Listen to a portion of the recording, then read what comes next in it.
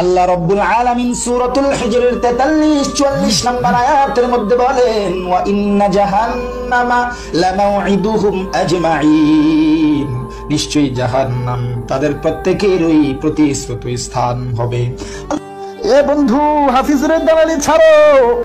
আল্লাহ তাআলা এত নাজ নিয়ামত দান করছে, এত সুন্দর কণ্ঠ দান করছে, কারো দালালি করার জন্য না, একমাত্র জন্য বলি। কারো দালালি করার দরকার নাই, কারো সুর নকল করার দরকার নাই।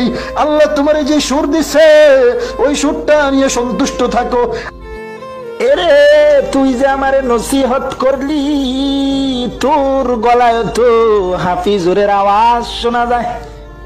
তুইও তো হাফিজুরের দালালি কইরা কইরা আরেকজন রে নসিহত দেস না, না আরেকজনের দালালি কইরা কইরা অন্য জন রে নসিহত দিস না। ভালো হয়ে যাও।